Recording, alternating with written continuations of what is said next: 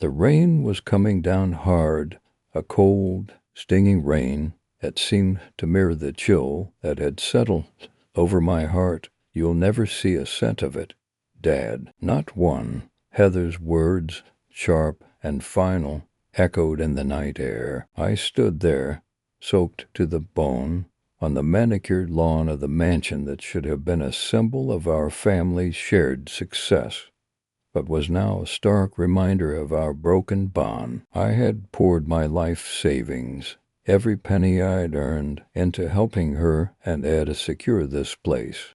A risky investment, I'd admitted, but one I believed in because I believed in them. "I told you, Dad, it was a bad idea," Heather said, her voice laced with a newfound, chilling authority. Ed, standing beside her, shifted uncomfortably. He avoided my gaze. "Heather, we talked about this," he mumbled, looking down at his expensive shoes. "We did," Heather snapped, her eyes flashing, "and I've made my decision." The wrought iron gates of the property loomed behind them, intricate and imposing.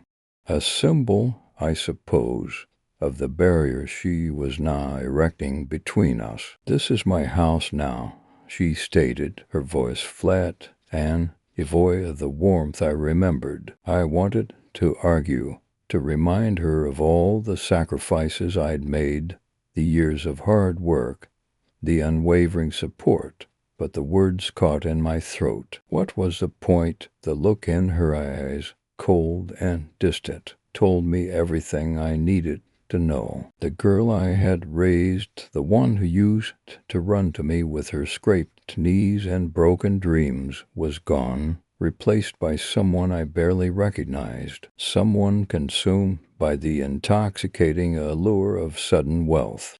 "Please, Heather," I finally managed, my voice hoarse. "Let's talk about this inside." I gestured towards the warm glow emanating from the mansion's windows. The rain was starting to feel less like a physical discomfort and more like a manifestation of the icy chasm that had opened up between us. "There's nothing to talk about," she replied, her tone unwavering.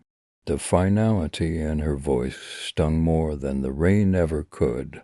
"I told you on the phone, I don't want you here. I don't need you here." She turned slightly to Etta, as if seeking confirmation, a small, almost imperceptible smile playing on her lips.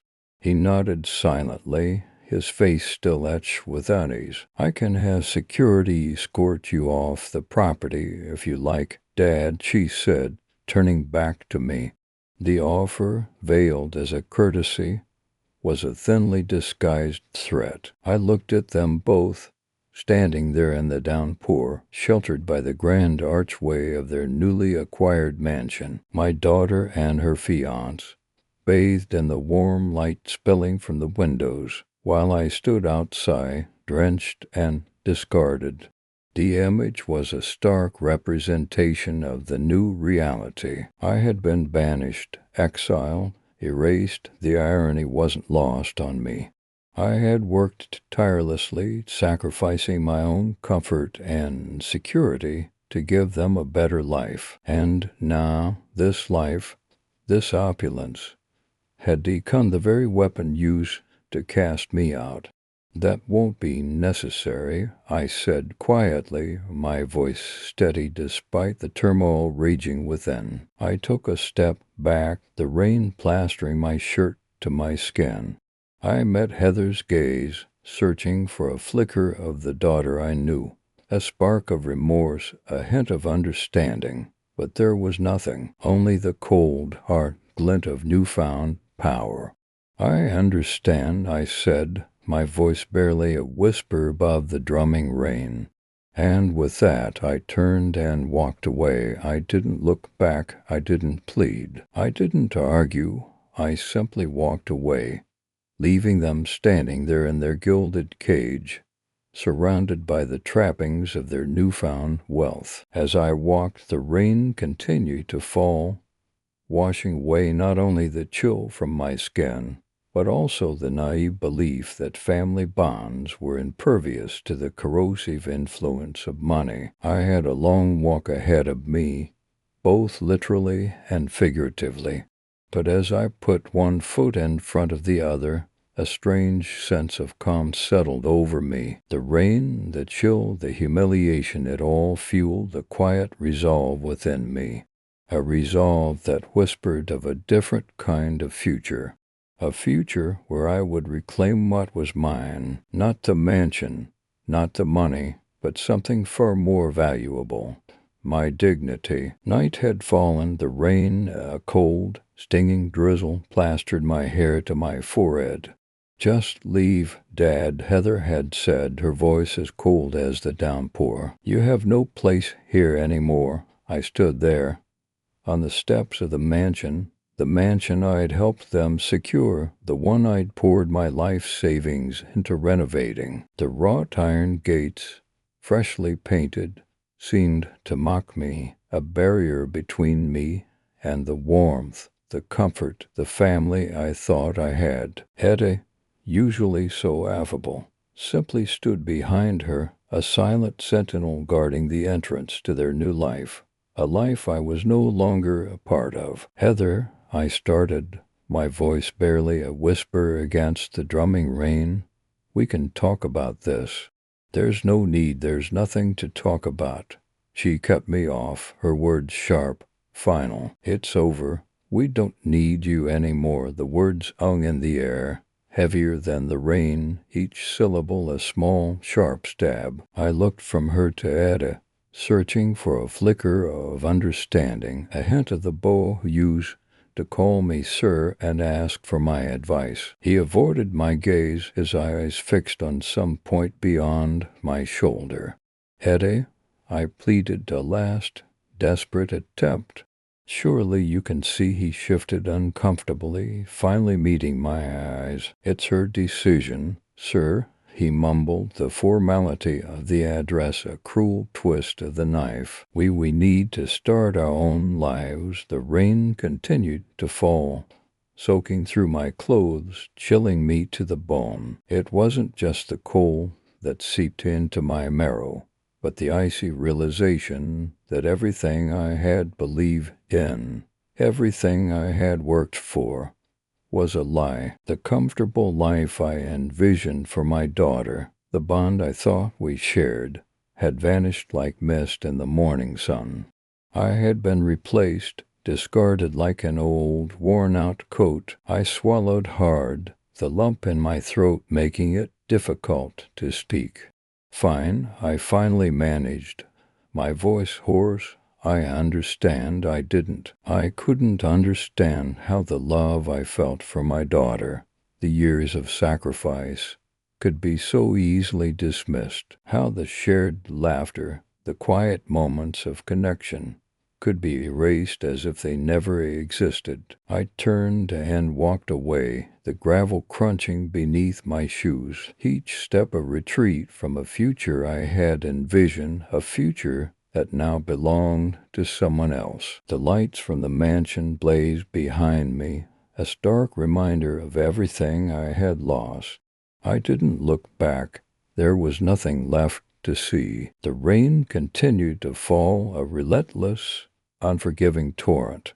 I walked on, the cold seeping deeper, numbing the pain, hardening my resolve. I had given them everything. I had helped them achieve a life beyond their wildest dreams. And this was how they repaid me. A strange calm settled over me as I walked. It wasn't acceptance, not yet. It was something colder, something harder. A seed of something new was taking root, something that whispered of a future I hadn't considered before, a future where I wouldn't be defined by their rejection, by their greed, a future where I would reclaim what was mine.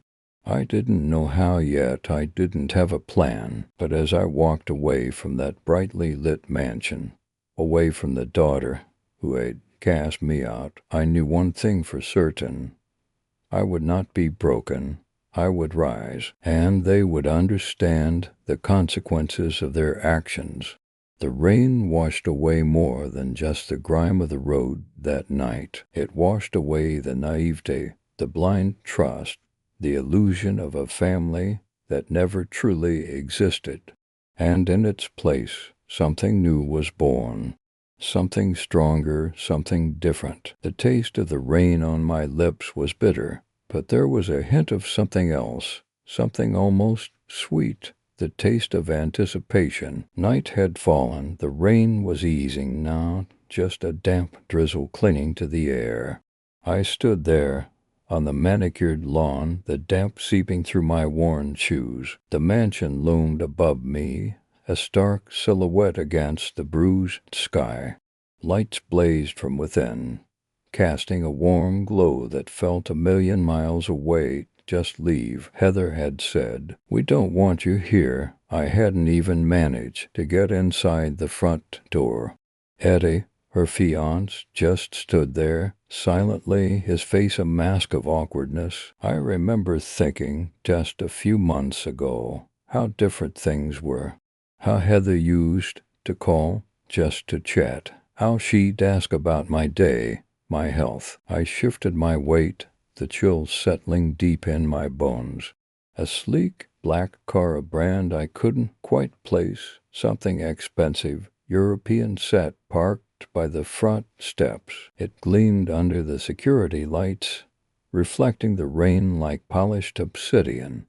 This is my house now, Heather had announced, her voice brittle with a newfound authority. I looked at the car again, the way it sat there, so casually, so titled. And it hit me then, with a sickening clarity, where the money had come from. My late uncle, Charles. He'd always been eccentric, a bit of a recluse. He'd amassed a fortune in tech, but lived simply, almost frugally. We hadn't been close, but I knew he had no other family. I'd assumed something would trickle down, eventually, to both of us. But Heather, it seemed, had somehow managed to secure the entire inheritance for herself. It's all mine, she'd said, her eyes glittering, and you'll have nothing to do with it. A wave of dizziness washed over me. I closed my eyes, trying to steady myself. I could hear the muffled sounds of laughter from inside the house, the clinking of glasses. They were celebrating, I realized, celebrating their newfound wealth, celebrating my exclusion. Please, just go, Eddie had mumbled, finally finding his voice.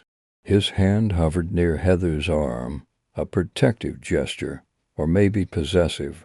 It was hard to tell. I opened my eyes and looked back at the house. The curtains were drawn in some rooms, but I could see glimpses of opulence through the gaps.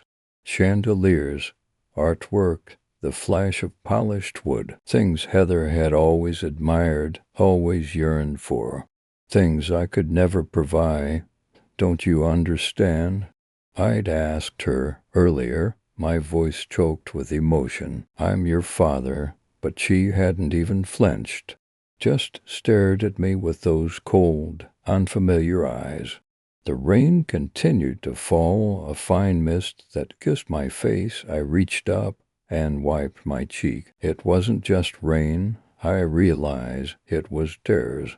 I looked down at my hands, rough and calloused from years of work, years of providing for my family, years that now seemed meaningless. Just get off the property, Heather had snapped, her voice sharp as broken glass. The words echoed in my ears, a cruel refrain. A movement in the window caught my eye. Heather stood there, silhouetted against the light, watching me. Her face was obscured by the shadows, but I could feel her gaze, cold and distant. I wondered in that moment if she felt any remorse, any regret. But there was nothing, just a blankness that chilled me to the bone. I straightened up, my shoulders aching. I didn't say a word, didn't plead, didn't argue. I just turned and walked away, leaving the mansion behind, leaving the laughter and the lights behind, leaving my daughter behind. The rain continued to fall, washing away the dirt, the grime, the humiliation, but it couldn't wash away the pain, the emptiness, the knowledge that everything had changed, everything. I walked slowly, each step heavy with the weight of what I'd lost, but somewhere deep inside, the flicker of something else began to stir, a quiet resolve, a sense of purpose. I wasn't sure what the future held, but I knew one thing. This wasn't over, not by a long shot. Rain plastered my hair to my forehead, a cold mirror to the chill that had settled deep in my bones. "Just leave, Dad," Heather had said, her voice as cold as the downpour. "You're not part of this life anymore." The heavy oak door of the mansion, a place I'd helped build with my own two hands, slammed shut, leaving me standing on the ornate doorstep like a discarded piece of furniture. Eddie, hovering in the doorway behind Heather, offered a weak, apologetic shrug before disappearing inside. I watched the warm, inviting glow from the crystal chandelier spill out onto the manicured lawn, a stark contrast to the biting wind and the emptiness growing inside me. I should have been angry. I should have pounded on the door, demanded an explanation, cursed the injustice of it all. But all I felt was a dull ache, a hollowness that echoed the emptiness of the driveway where my old pickup truck used to be parked. I'd spent years working alongside Heather and her mother, pouring every ounce of my sweat and love into building this life for them. We weren't rich, not by mansion standards, but we were happy. We were a family. Then came the inheritance from a distant relative, a windfall Heather's mother never knew existed. Overnight, everything changed. Heather, blinded by the sudden wealth, had become a stranger. The rain continued to fall, washing away the remnants of the man I used to be. I took a deep breath, the cold air stinging my lungs. "You don't have to do this, Heather," I called out, my voice barely audible above the drumming rain. "We can talk about this. We can work this out." Silence. The only response was the distant murmur of voices from within the mansion, punctuated by the clinking of glasses. They were celebrating, toasting their new life, a life that no longer included me. "I understand," I said, the words catching in my throat. This is all new for you. It's a lot to take in." I wasn't trying to excuse her behavior, not really. I was trying to understand it, to grasp the chasm that had opened up between us. The Heather I knew, the girl who used to bring me coffee in the workshop, who used to laugh at my silly jokes, was gone. In her place stood a woman hardened by fortune, blinded by the allure of a life I could no longer offer. "I helped build this, you know," I continued, my gaze fixed on the imposing facade of the mansion. "Every brick, every beam, I put a piece of myself into this place for you, for your mother." I wasn't boasting. I was stating a simple truth. I wasn't demanding recognition. I was expressing the depth of my loss. The door opened a crack, and Ed peered out, his face etched with unease. "Look, Mr. Davis," he began, his voice hesitant. "Heather, she's just overwhelmed. Give her some time." "Time?" I chuckled, the sound hollow and devoid of humor. "Time for what?" "Time to forget I exist. Time to erase the past." I looked past Etta, trying to catch Heather's eye, but she remained hidden in the shadows. Eddie shifted uncomfortably. "She just needs some space, sir. Please." He closed the door again, leaving me alone in the downpour. Space, that's what they all wanted. Space from me, from the life we had built together. They wanted the mansion, the money, the prestige, but they didn't want the man who had made it all possible. They wanted the fruit of my labor, but they didn't want the roots. I stood there for a long time, the rain soaking through my clothes, chilling me to the core. I watched the lights flicker inside the mansion, imagining the laughter, the clinking glasses, the celebration of my erasure. Then a slow, steady resolve began to build within me. I wouldn't beg, I wouldn't plead, I wouldn't fight, I would simply wait. I had planted the seeds of their success, and I knew, with a quiet certainty, that I would reap what I had sown. This wasn't the end. This was just the beginning. The rain, I realized, was washing away more than just the dirt and grime. It was cleansing me, preparing me for what was to come. The cold, I knew, would eventually thaw, and when it did, things would be very different. I turned and walked away, the image of the brightly lit mansion receding into the darkness. The rain continued to fall, a steady rhythm against the silence of the night, a soundtrack to my quiet resolve. Rain lashed against my face, each drop a cold reminder of Heather's words. "You're not welcome here anymore, Dad. This is my house now." Hedda stood beside her, silent, his eyes fixed on the ornate door handles of the mansion. This mansion, the one I'd poured my life into, the one I'd rebuilt piece by piece after the fire, now belonged to her. I wiped the rain from my eyes, the gesture less about clearing my vision and more about masking the sting of avenged tears. "You can't just throw me out," I finally managed, my voice barely above a whisper against the drumming rain. The words felt hollow even to me. I'd helped them secure the paperwork for this inheritance, convinced it would secure all our futures. I never imagined Heather would turn it into a weapon. Heather just shook her head, her blonde hair plastered to her face. "It's over, Dad. I'm starting a new life, and you're not a part of it." She fumbled with the keys, finally managing to slot one into the lock. The heavy oak door swung inwards, revealing the warm, inviting glow of the chandelier within. "This is my home now." I watched her, the woman I'd raised, the child I'd protected, now shutting me out in the cold.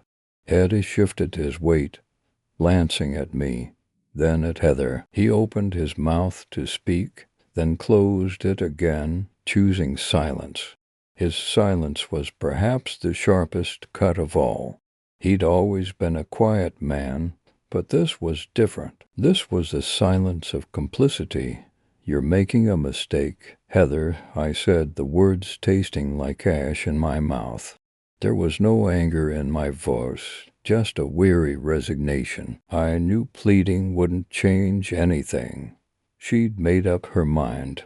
She didn't respond, simply stepping inside, Eddie trailing behind her. I watched them go, the door closing slowly, deliberately, the click of the lock echoing in the sudden stillness. I stood there for a moment, the rain still falling, washing over me like a baptism of sorts. It wasn't a cleansing, though. It felt more like a drowning. I looked up at the house, its windows glowing warmly, a stark contrast to the cold, wet darkness that surrounded me.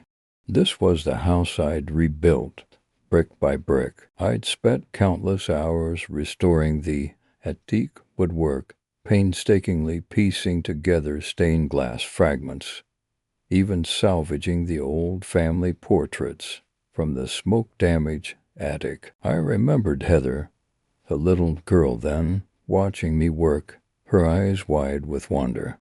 "It's like magic, Daddy," she'd said, watching me bring the old place back to life. Now that magic felt like a curse. I'd resurrected this house, only for it to become the symbol of my exile. I hadn't just lost a home, I lost a daughter. The realization hit me with the force of a physical blow. I turned away, the rain now a welcome distraction from the burning in my throat. I walked slowly, my footsteps heavy on the wet pavement. I didn't know where I was going. I didn't have a plan, not yet. But as I walked, a quiet resolve began to form within me. This wouldn't be the end. This wouldn't be how my story ended. The chill in the air seeped into my bones, a constant reminder of the night's betrayal. But the coldness wasn't just from the rain. It was a deeper, more profound chill, the kind that settles in when you realize the people you love the most are capable of unspeakable cruelty. I kept walking, the lights of the mansion receding behind me, swallowed by the darkness. I didn't look back. I didn't need to. The image of Heather's face, framed by the warm light of the doorway, was seared into my memory. It was a picture of everything I had lost and everything I was determined to regain. There was a long road ahead, I knew, but I wouldn't break. I wouldn't beg. I would find my way back. This wasn't over, not by a long shot. The rain continued to fall, a steady rhythm against the silence, a soundtrack to my silent vow. I would rebuild, I would rise, and they would understand the price of their actions. Night had fallen, and the mansion lights cast long, distorted shadows across the manicured lawn. I stood there, a silent observer, watching the silhouettes of Heather and Etta moving about inside. They were celebrating, no doubt, celebrating their newfound wealth, their freedom from. So, that's it then? I'd asked Heather earlier, my voice barely a whisper. She hadn't even looked at me directly. Yes, Dad, it's over. We're moving on. Etta placed a comforting hand on her shoulder, a gesture that felt more like a possessive claim than genuine support. We don't need you anymore, Etta had added, his voice dripping with a newfound confidence I found unsettling.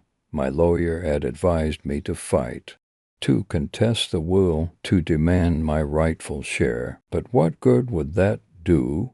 Money couldn't buy back the love and respect I'd once had from my own daughter. What good was a legal battle if it only deepened the chasm between us? I watched them through the window, their laughter echoing in the crisp night air. Heather raised a glass, her face illuminated by the chandelier's glow. She looked different, harder, colder. This wasn't the girl I'd raised. This wasn't the daughter who used to sneak into my bed after a nightmare, seeking comfort in my arms. They're celebrating, I murmured to myself, the words catching in my throat. A lone security guard, hired no doubt with my own hard-earned money that now lined their pockets, approached me. Sir, you need to leave the property, he said, his tone firm but not unkind. He was just doing his job, a job that, ironically, I'd indirectly provided for him. Of course, I replied, my voice steady. There was no point in arguing, no point in making a scene. My silence, my composure, was a more potent weapon than any outburst could ever be.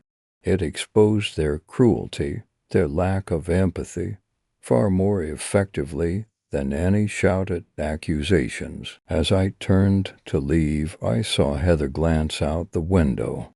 Our eyes met for a fleeting moment. There was a flicker of something in her expression. Was it regret, uncertainty, or perhaps just annoyance at my lingering presence? I couldn't tell, but I knew one thing. This wasn't the end. This was just the beginning. I had played my part, the role of the discarded father, the heartbroken old man. I had let them revel in their victory, their perceived triumph. They thought they had won. They thought they had outsmarted me. They were wrong. I walked away from the mansion, the gravel crunching beneath my feet. The night air was cool against my skin, a welcome contrast to the burning humiliation I'd felt earlier. The security guard watched me go, his hand hovering near his radio, probably ready to call for backup if I made a sudden move. But I wouldn't. I had no need to. My revenge wouldn't be swift or dramatic. It would be subtle, calculated, and far more devastating. They had taken everything from me, or so they thought. They had underestimated me. They had forgotten one crucial detail. I reached the gate, the wrought iron cold and unforgiving beneath my hand. I paused, looking back at the brightly lit mansion. It was a symbol of their greed, their betrayal, but it was also a symbol of something else. My legacy, the foundation of that wealth, the very source of their newfound prosperity, was built on my years of hard work, my sacrifices, my dedication. They may have the keys to the house, the access to the bank accounts, but they didn't have the one thing that truly mattered: the knowledge, the experience, the wisdom that had created it all. And that, I realized, was something they could never take away from me. I stepped out onto the street, leaving the mansion behind. The security guard followed me with his eyes until I disappeared into the darkness. I didn't look back. I had a plan that would not only restore my dignity, but would also teach Heather and Ed a valuable lesson about respect, loyalty, and the true meaning of family. They thought they had seen the last of me. They were mistaken. This was just the beginning of their downfall. The night was still young, and I had a lot of work to do. The cool air invigorated me, a stark contrast to the oppressive atmosphere within those gilded walls. I walked on, a new resolve hardening my heart. They had thrown me out into the cold, but the cold, I found, was where I could think clearly, where I could plan, and where I could, in my own time and in my own way, reclaim what was rightfully mine. The cool night air swirled in through the cracked window of my old Ford. I hadn't bothered to roll it up. The chill matched the hollow ache in my chest. A few hours ago, my own daughter, Heather, had told me I was no longer welcome in her life. "You're embarrassing, Dad," she'd said, her words like shards of ice. "We don't need you anymore." Now I sat in the worn driver's seat, the engine off, the street lights casting long shadows that seemed to stretch and distort the familiar shapes of my neighborhood. I ran a hand over the steering wheel, the cracked leather rough against my skin. It felt like a lifetime ago I'd taught Heather to drive in this very car, her small hands gripping the wheel, her eyes wide with a mixture of fear and excitement. "Dad, I'm scared," she'd whispered, her voice barely above a breath. "I can do it, sweetie," I'd reassured her, squeezing her shoulder gently. "I'm right here." Now she didn't need me anymore. Eddie, her fiancé, sat beside her, silent, nodding in agreement as she dismissed me. He'd always been a quiet one, content to let Heather take the lead. I suppose that's what she wanted, someone she could control. I lit a cigarette, the small flame a brief spark in the encroaching darkness. I don't usually smoke, but tonight felt different. The smoke filled the small cabin of the car, a bitter taste on my tongue. It mirrored the bitterness in my heart. Years of work, of sacrifice, all for nothing. I'd built my business from the ground up, struggling through lean times just to provide for my family, for Heather. And now, thanks to a stroke of luck, an inheritance she received from a distant relative I didn't even know existed, she had everything she ever wanted: a big house, a fancy car, and the means to live a life of comfort she'd only dreamed of. And the first thing she did was shut me out. I remembered the rain earlier, how it had soaked through my clothes as I stood there on her doorstep, stunned into silence. It felt like a baptism of sorts, washing away the last vestiges of hope. She hadn't even offered me a cup of coffee, let alone a place to stay. "We need our space, Dad," she had said, her voice cold and distant. "You can understand that, right?" Eddie just stood there, arms crossed, looking uncomfortable. He probably didn't even know what to say, or maybe he did, and he simply agreed with her. It didn't matter. The message was clear. I was out. I took another drag of the cigarette, the burning ember glowing in the darkness. I thought about fighting back, about demanding my rightful place in her life. I'd been there for her every step of the way, supporting her dreams, guiding her through tough times. Didn't that count for something? But then I realized, what good would it do to force myself on someone who clearly didn't want me? It would only create more resentment, more distance. No, I wouldn't beg, I wouldn't plead. I had too much pride for that. I closed my eyes, trying to conjure a different image of Heather, the little girl who used to run into my arms after school, her face beaming with joy, the teenager who confided in me about her crush and her dreams. Where had that girl gone? Had the money changed her that much? Or had she always been this way, and I had been too blind to see it? Maybe this inheritance was just a catalyst, revealing her true nature. I stubbed out the cigarette in the ashtray, the small hiss of the extinguished ember the only sound in the stillness of the night. I started the engine, the rumble a comforting vibration in the otherwise quiet car. I pulled away from the curb, leaving the shadows behind. I didn't know where I was going, not exactly, but I knew one thing. I wouldn't let this break me. I would find my own way, rebuild my life, brick by brick. And maybe, just maybe, one day Heather would understand the price of her choices. The silence in the car was deafening, but it was a silence I could finally bear. It was the silence of a man with a plan that had nothing to do with revenge, and everything to do with reclaiming my own life. The street lights blurred as I drove, each one a small beacon in the darkness, guiding me forward, and in that moment I felt a strange sense of peace. The peace that comes from knowing you are finally free. The street lights cast long, distorted shadows as I stood on the curb, the chill night air a stark contrast to the heated exchange we'd just had. "Just go, Dad," Heather had said, her voice sharp, final.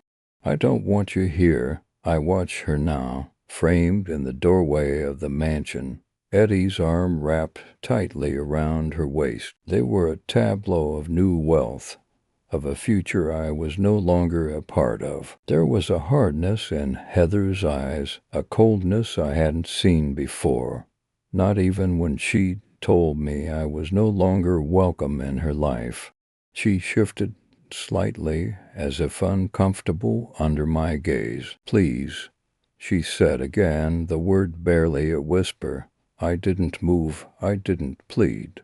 I didn't try to explain, to justify the years I'd poured into helping them achieve this opulence. The silence stretched, thick and heavy, broken only by the distant hum of traffic.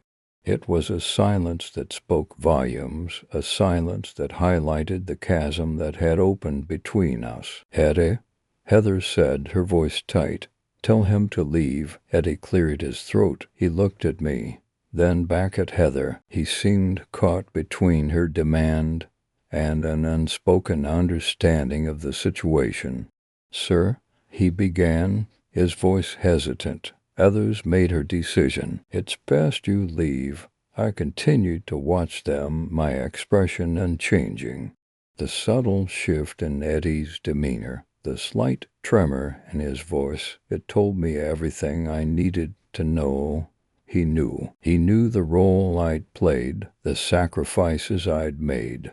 He knew this display of callous disregard was not the Heather he'd fallen in love with. He was complicit, yes, but also, in some small way, ashamed.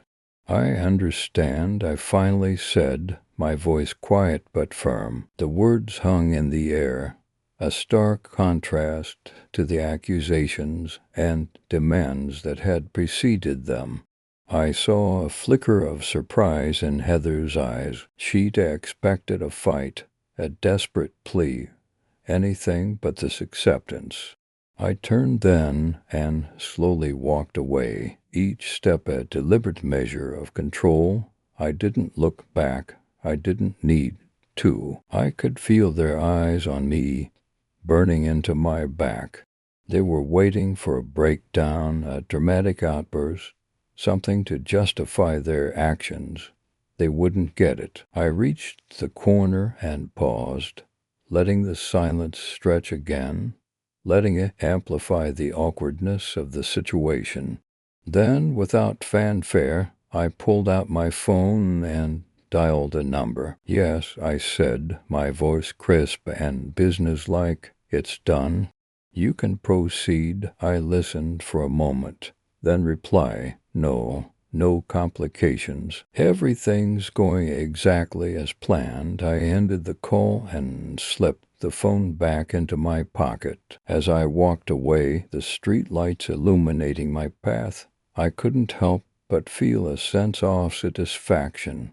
Not the vindictive kind, not the kind born of bitterness. It was something quieter, something deeper. It was the quiet knowledge that I held the cards, that I was in control. The cool night air no longer felt chilling, but invigorating. The plan was in motion. Heather had made her choice. She had chosen wealth, chosen a new life, chosen to cast me aside. She had no idea what she had truly chosen. She had no idea what was coming. She thought she was severing ties with me, cutting me out of her life. She didn't understand that the ties that bound us were far more complex, far more intricate than she could comprehend. I continued walking, the city lights blurring around me. I had a lot to do. I had a future to reclaim, a future that, ironically, Heather had unwittingly handed to me on a silver platter. She thought she'd won. She thought she had everything. She had no idea what she'd lost. The street lights blurred as I pulled away, the mansion shrinking in my rearview mirror.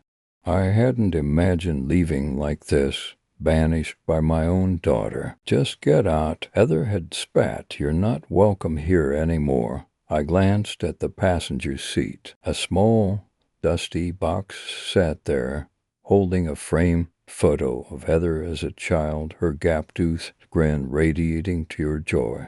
We were at the beach, building a sandcastle. She'd insisted on giving me the tallest turret, declaring me king of the castle. Now, my kingdom was a borrowed car and a handful of possessions. I reached into the glove compartment, retrieving the folded piece of paper, Eddie's prenuptial agreement.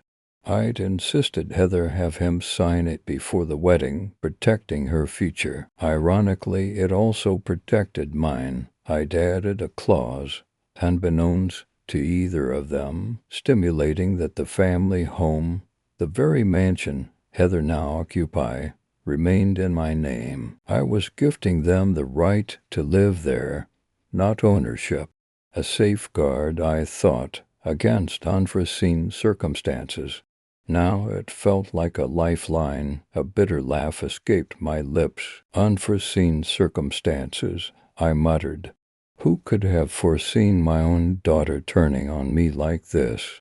"Dad, you don't understand," she'd cried earlier. This is my life now, my money, my house. Her words echoed in the silence of the car. Eddie and I are starting fresh.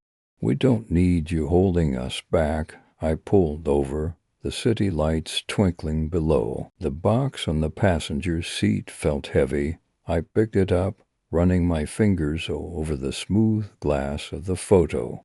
Heather's laughter in the old photograph seemed to mock the hollow ache in my chest. I remembered the day so clearly. We'd spent hours building that sandcastle, painstakingly crafting every detail. She'd splashed in the shallows, her squeals of delight carried on the ocean breeze. Then the tide had come in, slowly, inexorably, washing our creation away.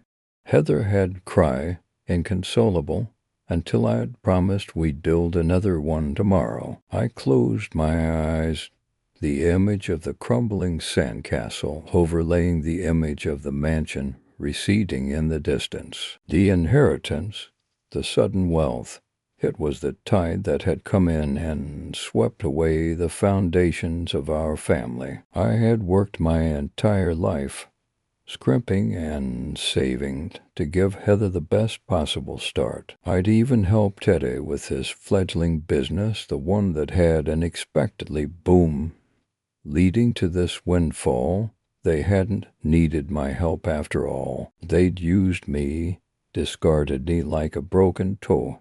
We'll be fine, Dad, Heather had said dismissively, her voice dripping with a newfound confidence that bordered on arrogance. You always told me to be independent. Well, I am now. Eddie had just stood there, silent, his eyes fixed on the expensive Persian rug beneath his feet. He hadn't even looked at me. I put the photo back in the box, the cardboard edges digging into my fingers. The car felt suffocating. I needed air. I stepped out onto the pavement.